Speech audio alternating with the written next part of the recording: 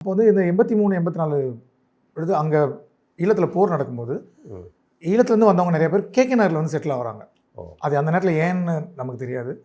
அதில் வந்து 3-4 அண்ணன்கள், கரிகாலன், முத்தமிழன், அப்புறம் சுரேஷ், கோபி, சீலன், அந்த மாதிரி ஒரு 5-6 அண்ணங்களோட நாங்கள் இயல்பாக விளையாட ஆரம்பிக்கிறோம். நான் அப்போ வந்து 7வது 8வது படிக்கிற வயசு.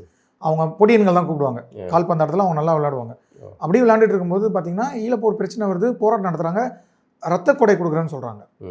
அப்போ தான் அந்த திலீபன் பட்டினி போராட்டம் நடக்குது. அங்கேயே வந்து நான் அந்த சொன்ன சீலன்னு சொன்னேன்ல, அவர் திடீர்னு ஓடும்போது போலீஸ் வந்து சுடுது, துப்பாக்கி சுடுது. 2nd செக்டரில் 12th ஸ்ட்ரீட் 12வது தெருவில் துப்பாக்கி சூடு நடக்குது.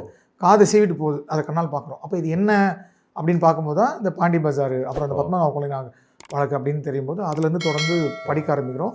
அப்புறம் அந்த தோழர் தியாகு வயதில் நீங்கள் பார்த்தது நாங்கள் ஆமாம் அப்போவே பார்க்குறோம். நான் அப்போவே கண்ணெதிர்க்கு நடக்குது, ஓடுறாங்க, துப்பாக்கி எடுத்து சொல்கிறாங்க, இங்கே காதை உரைச்சிட்டு போய் சாகலை அவர் ஓடுறாங்க, காவல்துறை சுடுது.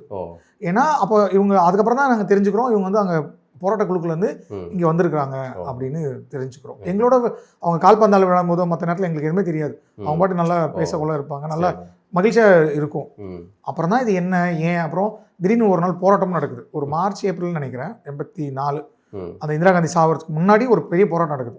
ரத்த கொடைலாம் கொடுக்குறேன்னு சொன்னாங்க. அப்போ போய் என்னன்னு கேட்கும்போது இது மாதிரி அங்கே இறந்து போகிறாங்க அப்படின்னு. அப்போ எங்கள் கூடயே ஒரு பையன், அங்கேருந்து வந்த பையன், அவன் பேர் வந்து குமரகுருவோ என்னன்னு நினைக்கிறேன், எங்கள் பள்ளி அரசு பள்ளியில் சென்னை மாநகராட்சி பள்ளியில் சேர்றான். அங்கே விட்டுட்டு வந்து திடீர்னு வந்து சேர்றான்.